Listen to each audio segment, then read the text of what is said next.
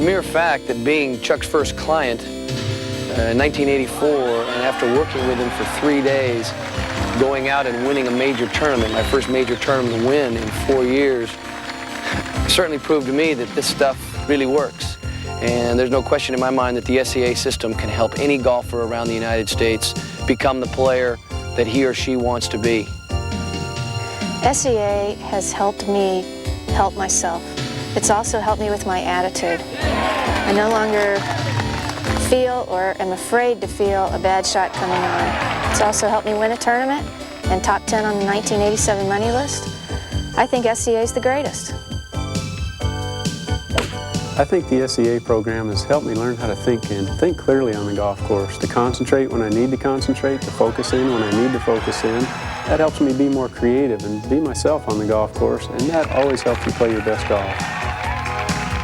I started this program about 4 years ago, and I remember Chuck telling me that I'd go out and triple my money in no time, and sure enough, the next week I finished second, and from then on I've won 3 tournaments and finished in the top 10 numerous times. This program has taught me how to go out and have confidence in myself and to be a winner. The uniqueness of S.E.A. is that most people teach golf and how to keep your left arm straight and your right elbow in, and it's all mechanics. Chuck Hogan with S.E.A. gives you a blend of your mechanics, but you don't get hung up on that. And you learn what's more important, what's more fun, what's more creative.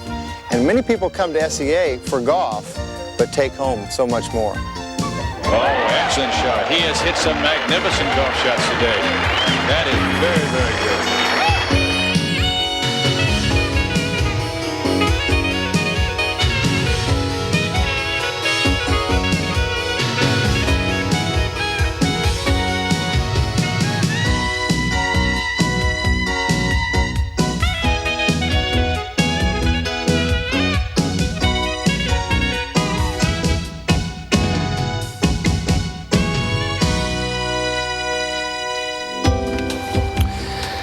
Friend, you're about to go 3 down. Wishful thinking.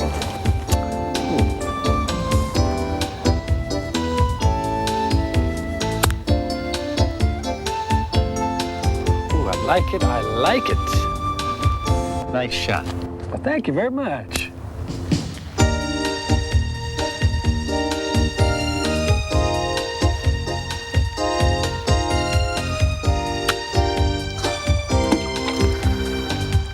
Nice shot. Nice sweater. Bob, I can't make this shot. I'll never get it over the sand. Sure you can, honey. Just keep your head down and concentrate and don't even think about that sand trap, okay? Nice shot. You probably think I'm nuts, too. Nice shot is not exactly what you expected me to say after those last 2 attempts. Well, if you're interested in finding out how I could not only say it but mean it, you've come to the right video. You see, whenever you hit a golf shot, you always get what you think, because your brain controls every movement your body makes. Your body is just carrying out your mind's instructions perfectly. When you look at it that way, every shot is a nice shot. Not always the appropriate one, but a nice shot nevertheless. I'm Mitchell Lawrence. What you're about to see and hear is different from any typical how to play golf instruction. The S.E.A. method will enable you to create the kind of golf shots you've always wanted to hit, when you want to hit them. With a little work on some pre-swing drills, an understanding of golf club design, some observation, and most important, the power of your own imagination, you'll not only become much more proficient at the game, but I assure you, you'll enjoy yourself a lot more out on the golf course. So welcome aboard, and have fun. In this video, you're going to be shown a systematic way to organize golfing information in your brain. Then, you're going to be given a switching mechanism that allows you to switch into automatic so you can stop analyzing mechanics and just go out there and play your best golf. The result will be a greater enjoyment of the game and dramatically lower scores.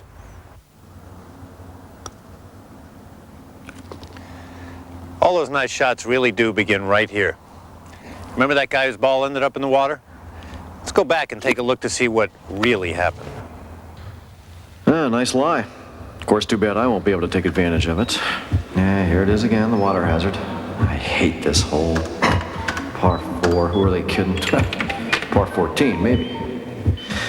Yeah, Yeah, look, maybe this time I'll just clear the water, go straight to the green, and yeah, right, I'm Jack Nicklaus, sure. Maybe I should just, roll up my pants legs before I hit it. Save some time. Okay, boys, we're heading for the water.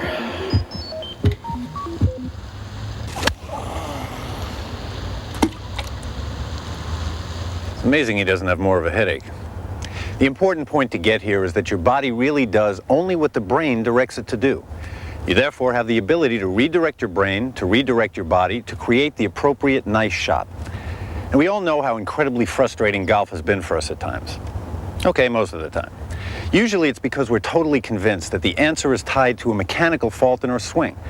So we take more lessons, we read more books and listen to more friends, until we find what we think is a magic key that will change our game forever. And we go out on the first tee, we hit a shot, we discover that the same problem is there, usually in spades. Or that all of a sudden there's some terrible new shot in our bag that we've never seen before. I'm not saying that working on mechanics is not important. The problem is imbalance. The more time you spend thinking about all the little mechanical things, the less time you're going to have to focus on the target and the conditions of the golf course. It's a matter of too much self-awareness and not enough target awareness. What if we had that kind of imbalance in other areas of our life? What if you drove your car and all your attention was on mechanics? Ladies and gentlemen, it's a beautiful day for a drive as Don lines up for this all-important left-hand turn. He's moving his right hand now into the pre-turn position. Notice the firm four-fingered grip, the thumb tucked under the wheel as he begins to execute this turn. His left elbow now folding nicely with the forearm as the right hand provides steady, even pressure to the wheel. An excellent left-hand release, followed quickly by a smooth, confident crossover. Look at that cadence. A beautiful, textbook perfect execution of the left-hand turn.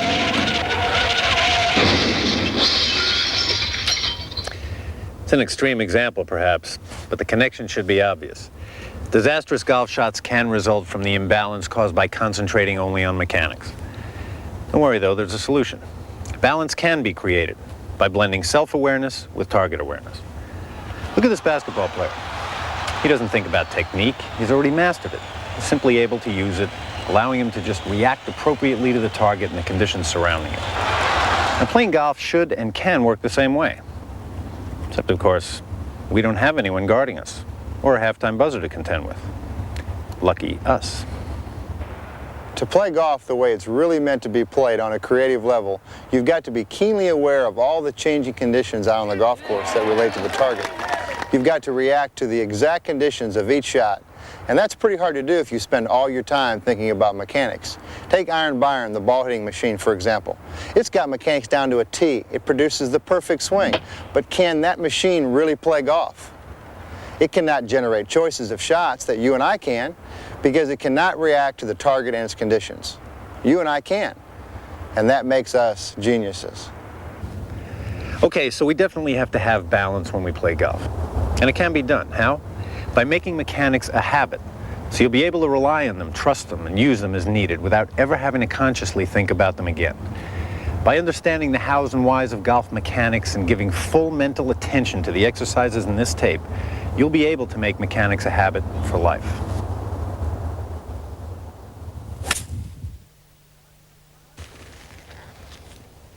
Contrary to a popular belief rumor going around, habits are not muscle memory. Although muscles with good tone do receive and respond to electrical brain charges more efficiently than atrophied muscles, the reality is that it's electrical charges from your brain memory that cause your muscles to move the way they do. When you accept the idea that habits are stored in the brain, completely learned and intact until called upon for use, then you won't have to head for the practice tee if you don't play well. You won't have to hit balls till your hands bleed, always looking at your mechanics for the source of what went wrong. Our approach offers a viable alternative to the never-ending search for what did I do wrong, by letting you focus on all that you did right. It's a short-term process that allows you to habituate the fundamental mechanics of golf, then graduate to take full advantage of your own innate ability to create a limitless number of appropriate nice shots, and to truly play creative golf. Chuck Hogan, co-founder of Sports Enhancement Associates, has spent most of his life studying how people learn. What he has come up with and what you are about to see will help you become the kind of golfer you fantasize yourself to be. The S.E.A. method does work if you open your mind to it and really apply yourself. Now it's your choice.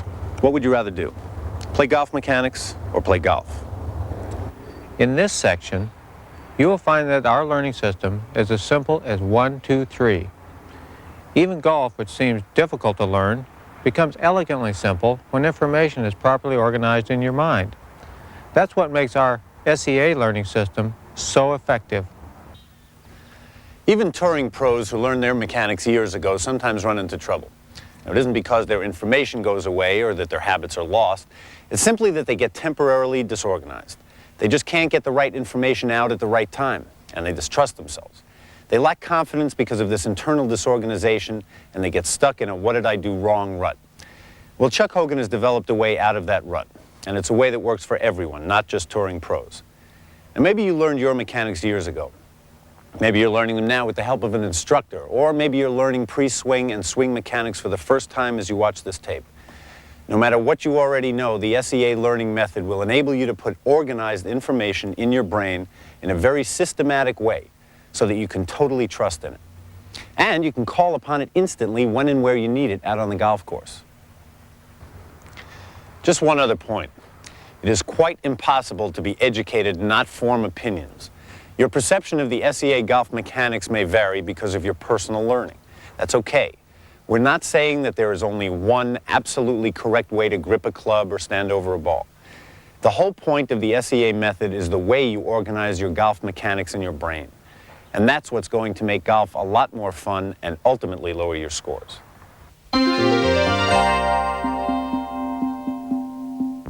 There are two important learning steps which lead to creative golf. The intellectual step is the how-to of grip and posture. The conceptual step is learning the why of the how-to, the dynamics of club face, club path, and energy expenditure. It is understanding the reason for the actual mechanics. This dual learning process, understanding the conceptual whys along with the intellectual how-tos, enables you to quickly and completely make the necessary mechanical skills a habit, allowing you to graduate and play creative golf. In the S.E.A. learning system, golf mechanics have been divided into pre-swing and swing concepts. Pre-swing concepts are hands equal club face, and posture is critical to club path.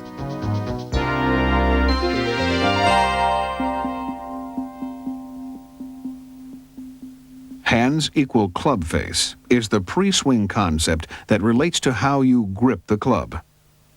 Your hands are the face of the club.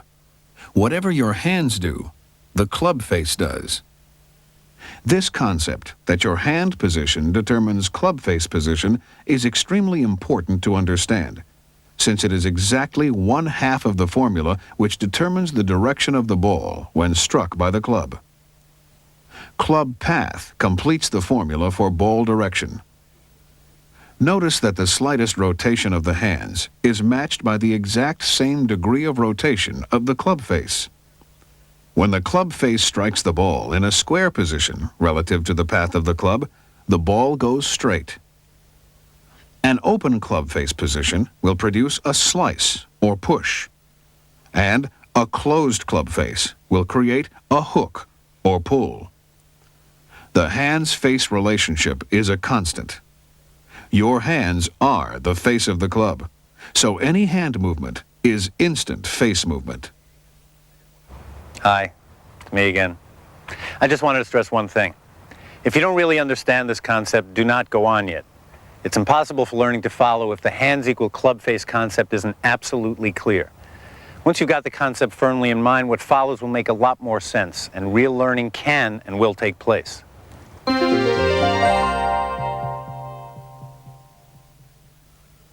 The proper grip begins by grasping the club with your right hand and holding it in the air at about a 45-degree angle. Now, align the leading edge of the club at 12 o'clock. Then, swing the left hand onto the club handle in an open position, placing the left hand at the proper diagonal position on the club handle. Hold the club handle with the left hand about 1/4 inch from the end of the club. The right hand position is along the middle joints of the fingers, with the right thumb going over the club and touching the index finger of the right hand. Most men and women with strong hands and an athletic background will connect left and right hands with an overlapping grip. Children and junior golfers whose hands are not yet strong and mature can benefit from a 10-finger grip. An interlocking grip is best used by a golfer with very short fingers. Now, keeping the club face in the 12 o'clock position, slide your hands independently on the club handle so that the V's point toward the right shoulder or right ear. This is a neutral position. If after considerable experience you find that this position produces too much hook or pull, point the V's more toward your nose. For most average golfers, the V's pointing to the nose position will produce a slice or push. For experienced professional and amateur golfers and those with extremely fast hands and well-developed motor skills, this same V's position will produce the desired ball flight. If the neutral position produces an unwanted fade or slice, rotate the V's more toward or beyond the right shoulder. As you watch the hands and the club face, notice again that any movement of hands produces an equal movement of the club face. Once you understand the concept that hands equal club face and you're visually and kinesthetically attuned to the proper grip position, you're ready to make proper grip a habit. Behavioral scientists and biophysicians have discovered that habits, the kind you store in your brain, are formed by making 60 repetitions per day for 21 consecutive days. 21 days work for a lifetime of use. If you look at habit formation as work, you'll never habituate anything. 3 weeks isn't a whole lot of time when you consider that you'll be playing golf for the rest of your life. I've used this procedure for the last 4 years when I want to break an old habit or form new ones. And I promise you, the following procedure does work, provided you give it your full attention and intention with each repetition.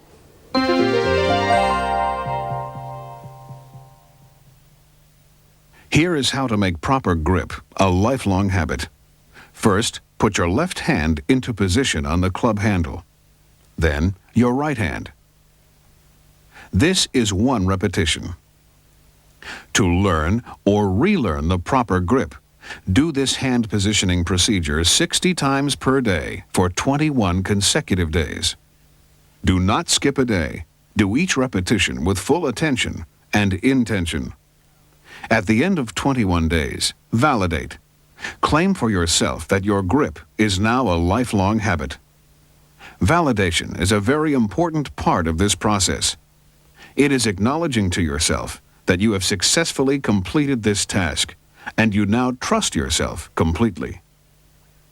Okay, I know what you're thinking. How am I going to find time in my busy schedule to do 60 repetitions a day for 21 days and not skip a day? Easy. Not only can you break up the repetitions into smaller groups like 6 repetitions 10 times a day or 10 repetitions 6 times a day, but you can also do them anywhere. In your office, at home, out on the driving range, anywhere you won't be disturbed. Or do what I did. Cut down an old club and practice with it. If your friends ask, "What are you doing?" just say, "I'm having fun learning pre-swing concepts and habituating my mechanics." Trust me, they'll leave you alone. Cute little thing.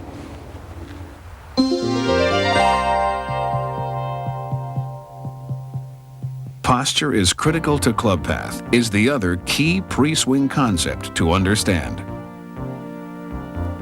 Combined with the face of the club, it is the club path that determines the direction of every ball ever struck by a golf club. The golf ball is struck during the forward swing, so the proper swing path is critical only during the forward swing motion. And swing path is mostly predetermined by your pre-swing posture. Working together, grip and posture, club face and club path control ball direction. In that sense, they predetermine the shot. The actual swing is the easy part.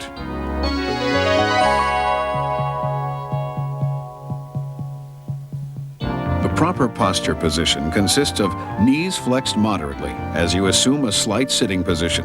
The spine is tilted forward from the hips and tailbone, not from the waist, until your arms hang vertically. The posture position remains constant. The only variable is the distance between you and the ball, as determined by the length of the club. Club length is determined by its lie angle. With a 9-iron, you will be relatively close to the ball because the club is shorter due to its more upright lie angle. The driver has a flatter lie, therefore the club is longer, which positions you further from the ball. Normal ball position is with the ball placed between your feet, in front of your spine, slightly to the left of that for longer clubs. The most important thing to remember about aim is that your club will swing along your shoulder line first and foremost. In order of importance, aim is determined by alignment of shoulders, then hips, knees, and feet. Aim is really very easy, since by standing upright in the pre-posture position, you've already aimed your body. Then, after assuming the posture position, take a final look at the target and make any small adjustments based on incoming information.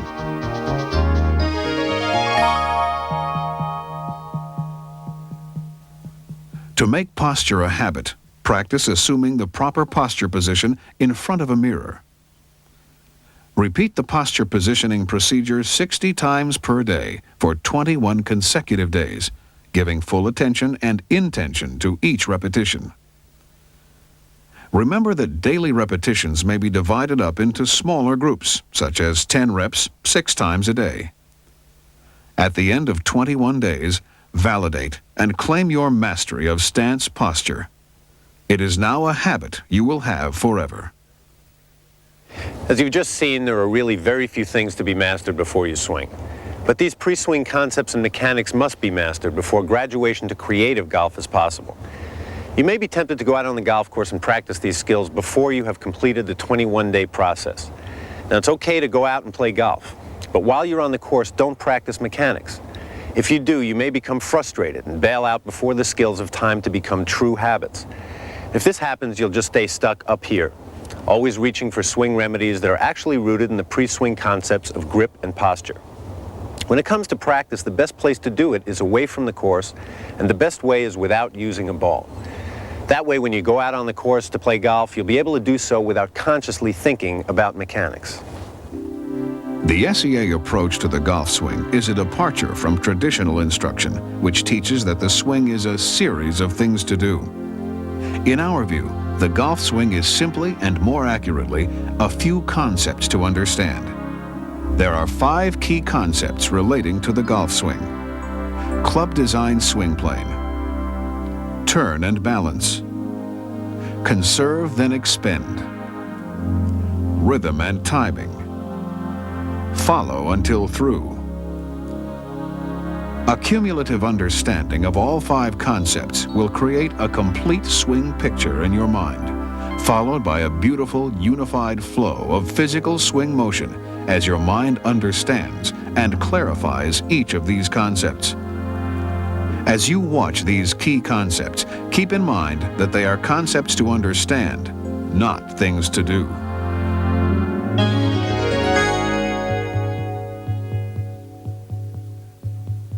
Swing plane is the path of the club during the forward swing, from the top of the backswing through impact with the ball. The concept to understand here is that the design of the club, not the human structure operating it, determines the proper swing plane. Every golf club is designed with its own lie angle. A 9-iron, for example, has a somewhat more upright lie than that of a driver. The concept of the swing plane is really very easy. Once you understand that club design determines the swing plane, you just sole the club and your brain calculates it instantaneously. No, I haven't decided to give up on golf. But this bat may help you understand swing plane from a different angle. In terms of swing motion, golf is a lot like baseball. But whereas baseball is played on a horizontal plane, golf is played on a diagonal plane. The most significant difference is the tilt of the spine. The swing motions are strikingly similar, if you'll pardon the expression. Now imagine that you're about to swing a golf club that's 30 feet long. Would the swing plane determined by your 30-foot club be the same as that of, say, a 1-foot-long club? As you create a picture of a swing plane in your mind, your brain will instruct your body to physically duplicate that image. The clearer you make that image in your mind, the more precisely your body will respond to your mental image. When you understand the swing plane concept, stand in front of a mirror and validate your understanding. You can also validate your understanding by using a video playback, a teaching professional, or a trained observer. The backswing is related to the concept of swing plane. The backswing can and does take many forms, depending on information stored in memory and the physical body structure of the golfer. What matters the most is that the club is delivered on the correct plane during the forward swing. And the surest way to put your club on the right path is to understand that the club design determines swing plane. Your body and your brain will do the rest.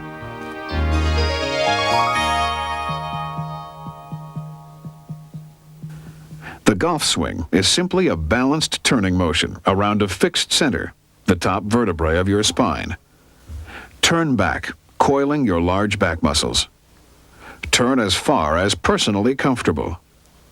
To create a larger turn, stretching and limbering exercises are recommended. Overextending yourself or artificially overturning will cause loss of balance and will be counterproductive to distance and accuracy. Ideally, you need to turn as far back as you comfortably can without losing your balance.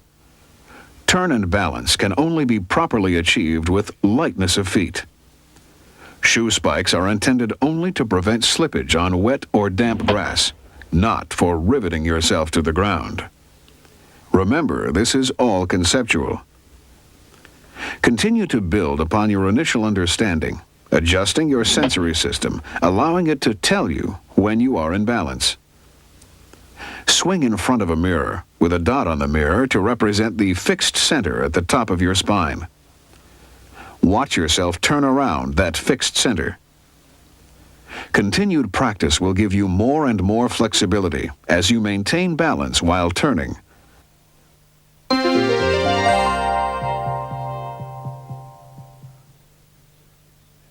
The concept of conserve, then expend energy is very simple. You conserve energy away from the target and expend energy toward the target.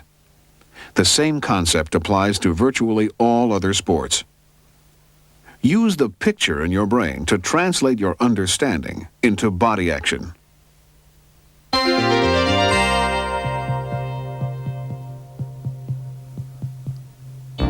Rhythm and timing are integral parts of turn and balance and conserve then expend energy, and should be integrated by stacking them atop these previously grasped concepts. The rhythm of your swing should relate to your own personal rhythm. The timing of the swing is simply coordinating your arms with your body turn. You want to feel your arms and the club move with, not independent of your body turn. Rhythm and timing are completely conceptual. Once you get it right in your mind, you'll get it right in your body. Now, take a club and swing it. Feel the exact same fluid timing as you see and feel in your mind. Repeat this procedure as necessary.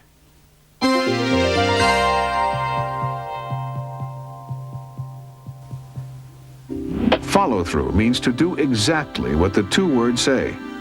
Follow your swing until it's through. A golf swing generates centrifugal force. As the club head moves past the center of the body, follow it. Using turning motion with lightness of feet, follow until you end up facing the target. The weight of your body will naturally shift all the way to the left foot, and you will be facing the target. Don't push it, shove it, or contrive it. Just let it flow. Let yourself turn as far as you can comfortably turn. Watch yourself swing and follow until through in front of a mirror. Then adjust what you see in the mirror to what you see in your mind.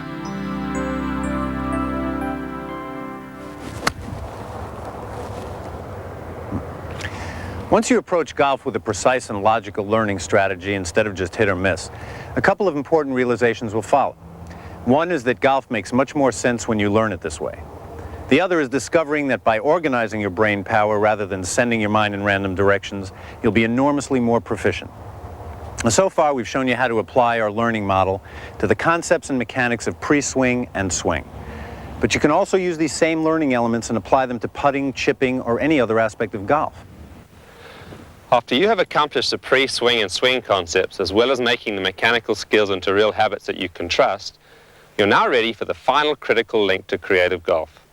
It's called the routine approach to the ball, and it's essential to the balance we've been talking about. This is where you'll add to the confidence you've been building, because the routine is a switching mechanism that truly lets you go from thinking about it to actually doing it. Once you have organized the information about pre-swing and swing mechanics in your mind, you need efficient cues or ways to retrieve that stored information. A method that lets you switch into automatic so you can hit your best shot every time without having to consciously think about it. A brief and precise routine approach to the ball is the magic switch that makes playing golf as easy and automatic as tying your shoes.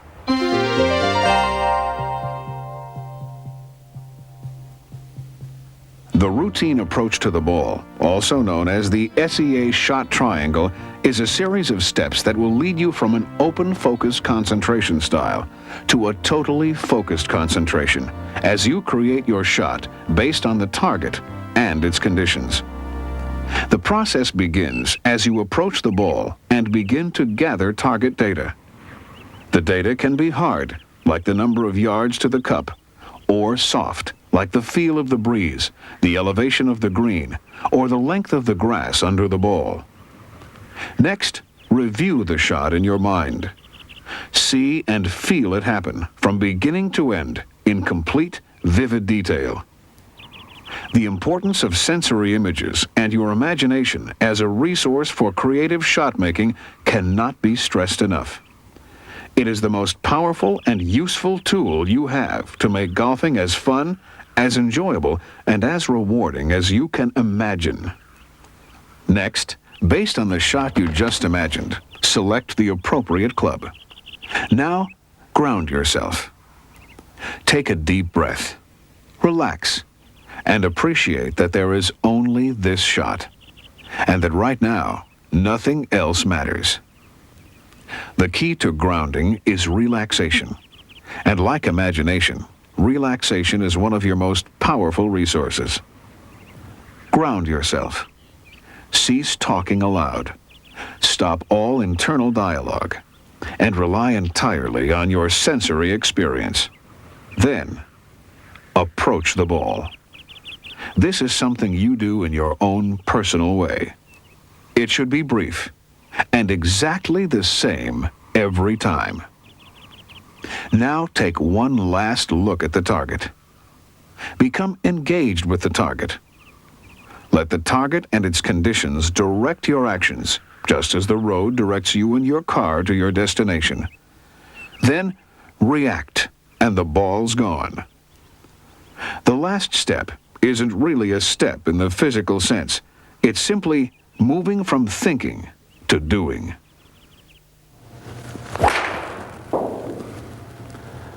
The routine approach to the ball is a process that lets you organize the information in your brain and to channel that organized information into a single creative end to get the ball from where it is into the hole.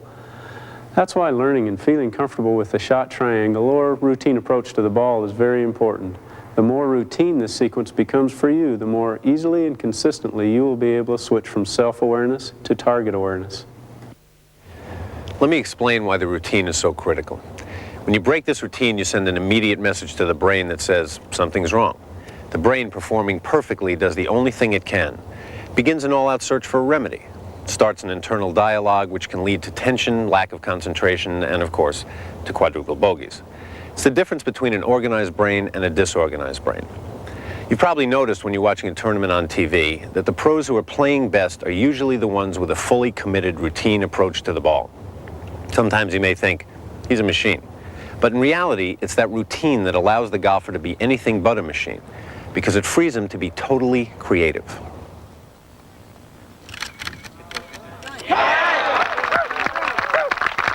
As I stand behind the golf ball, making my routine approach, I try to draw a white line, which is a visual image for me, through the golf ball towards the target area where I want to drive the golf ball. As I walk around, as I direct into the ball from a 45-degree angle, I then place the club behind the ball, get comfortable, waggle twice, and swing.